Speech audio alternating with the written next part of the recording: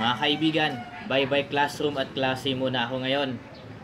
Tayo muna ay mag-change ng career.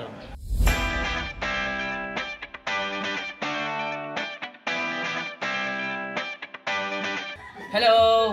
Ayan, mag-change career muna ako. From classroom instructor to vendor.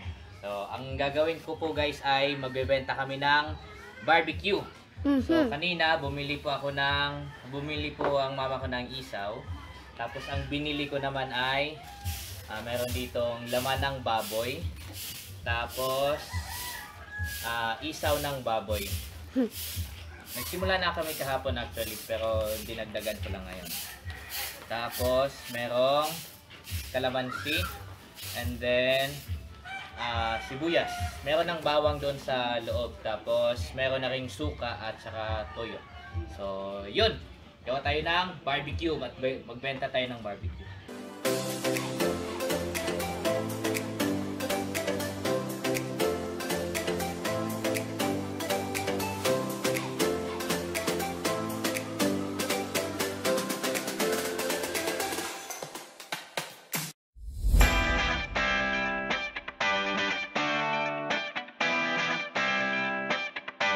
Una po nating lulinisin ay itong isaw ng manok. Nalinis na po ito, natanggal na po ang mga etchat nito. Ang kailangan na lang gawin ay banlawan ng madaming beses para mawala yung amoy.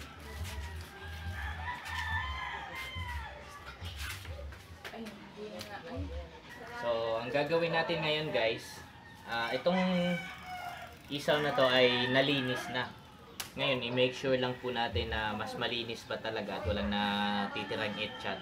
Kasi pangalan natin ang pinoprotektahan natin dito. At of course, kapag walang pintas yung mga taong bibili sa produkto mo, babalik sila. Lalo na't masarap. So, linisin natin ulit. Babanlawan, i-make sure na wala nang etchat na natira.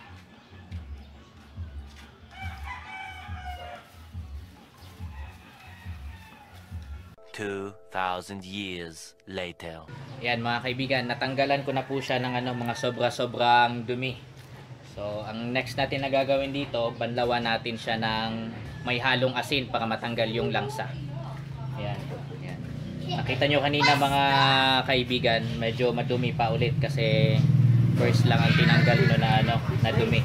So ngayon, dahil natanggal na yung dumi, need na natin siyang hugasan, banlawan ng may asin para matanggal yung langsa.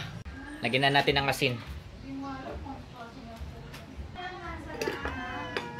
Tapos, lamasin natin. Para matanggal yung amoy. Pati yung langsa. So, ito yung papasok tayo. Banlaw ang next, banlaw. 2,000 years later. Ayan na mga kaibigan. Yan.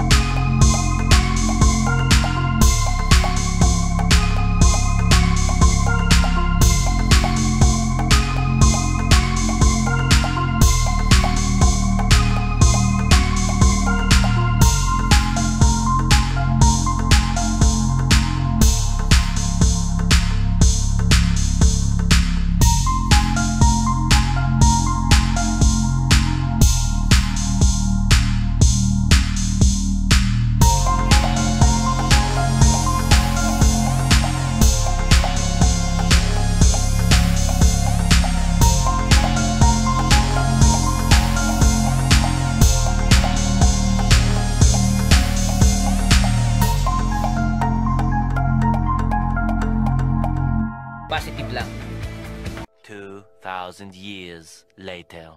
Ayan. Nagluluto na ako para sa first na client. Ito.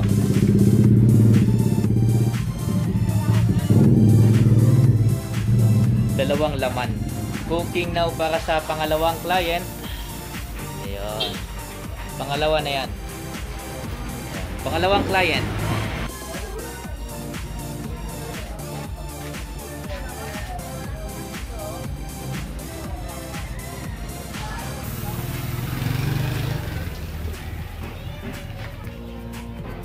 Okay na?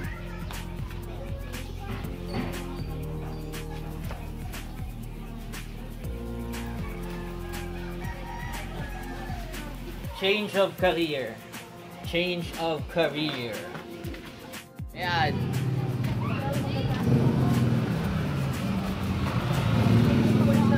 Bagong customer na naman. Bata. Hotdog.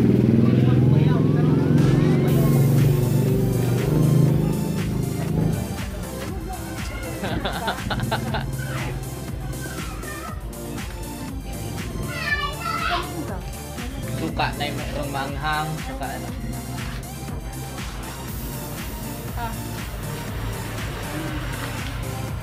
2,000 years later. Time check tayo mga kaibigan. Time check.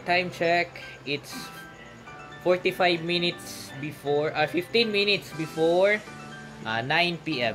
At ito na lang po ang natira sa benta po namin. Ayan. So, konti na lang natira. So, ang kinita namin ngayong araw ay 1,200 plus. Hindi ko na isasabihin yung ano. So, yun po ang kinita namin ngayong araw. 1,200 plus. Ayan. Sa puhunan na 400 pesos. Ayan. So, ayan. Naghihintay pa rin kami. Baka mayroon pang bibili. So, ito na lang yung natira sa hotdog. Tapos sa laman. Tapos 3 na lang yung natira sa ano, sa isaw ng baboy. Yan o. Tapos isaw ng manok, medyo madami pa. So, pwede namang ulitin yun bukas. Ilalagay lang sa ref. So, yun. Percentage ng business namin ngayong araw ay siguro pwede nating ilagay ng ano 90%. Kasi kukunti na lang talaga yung natira eh. Yan o. So, 90%. Nakabawi na po kami sa puhunan po namin. So, yun. Very good po. Bukas, magdadagdag na lang kami ng ano, konting siguro yung laman, hindi muna. Paubos muna namin. Magdagdag kami ng hotdog, tapos isaw ng baboy, and then tenga, kahit konti lang din. Kasi weekday na ulit bukas eh. So, baka po konti lang mamimili. Pag weekends kasi marami talaga mamili kasi mayroong ano, sahod. Ganun. So, bukas ulit, tuloy-tuloy na ito ang pag-change ng career habang nasa bakasyon muna.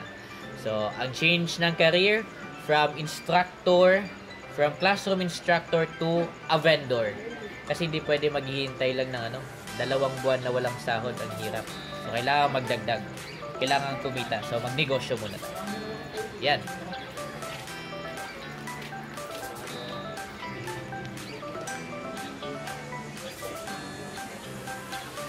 Kahit pa kunti-kunting negosyo, at least meron pumapasok, hindi natetenga yung pera natin. At hindi lang ano, gastos ng gastos. Kasi yun ang mahirap eh.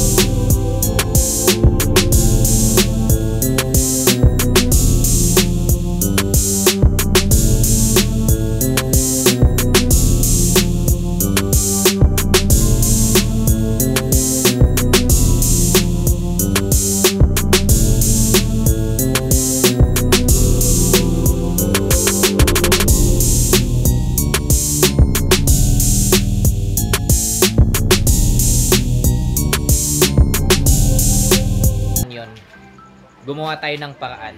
Pwede tayo mag-business, kahit small business lang, basta kikita tayo. Yun ang importante.